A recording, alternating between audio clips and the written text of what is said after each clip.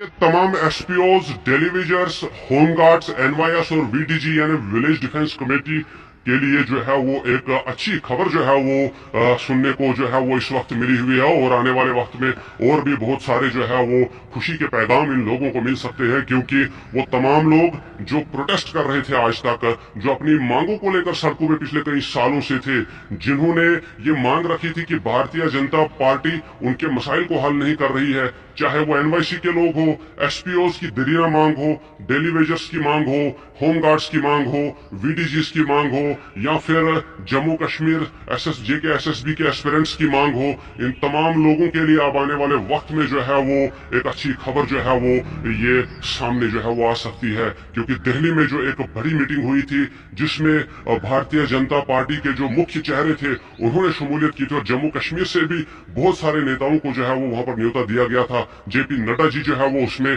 जो नेशनल जो भारतीय जनता पार्टी के एक नामोर कौमी चेहरा है वो भी इसमें थे। और साथ ही साथ जम्मू कश्मीर से अगर हम बात करें तो जम्मू रियासी सीट पर जीत चुके जुगल किशोर शर्मा एमपी जो है वो भी इसमें शामिल थे, और वहां पर जो है ये फैसला लिया गया और भारतीय जनता पार्टी के जो मुख्य नेता उनको सामने ये बात दे दी गई है कि अगर जम्मू कश्मीर के अंदर भारतीय जनता पार्टी को अपनी लोकप्रियता बढ़ानी होगी और अपनी मजबूती बनाए रखनी होगी तो लोगों के मसाइल को पहले हल करना होगा, देरीना मसाइल और देरीना मांगों को पहले हल करना होगा। लोगों के तमाम तर जो प्रॉब्लम्स है, जो लोगों की अभी तक की आवाज है, जो प्रोटेस्ट में उन्होंने अपनी मांगे रखी, उनको हल करना होगा, ताकि भारतीय जनता पार्टी पर जो लोग एतबार कर रहे हैं उनका एतबार और मजबूत हो जाए। और इसके लिए जम्मू कश्मीर में बहुत देर से जो परमानेंट होने की मांग कर रहे हैं एसपीओ यानी स्पेशल पुलिस ऑफिसर्स जो जम्मू कश्मीर पुलिस के लिए काम करते हैं, डेली वेजर्स वगैरह जो है, होमगार्ड्स, एनवाईएस, वीडीजी या बाकी एस्पिरेंट्स जो प्रोटेस्ट कर रहे थे, इनके मसाइल को जो है वो हल करना होगा और इनकी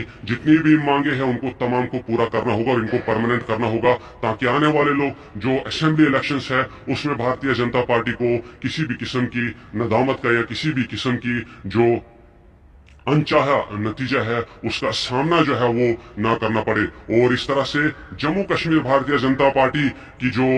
नेता है उन्होंने एक बार जम्मू कश्मीर अवाम की आवाज को जो है वो सामने रख लिया हुआ है और दो टोक और बगैर किसी डर के ये बात सामने डाल दी है कि हमारे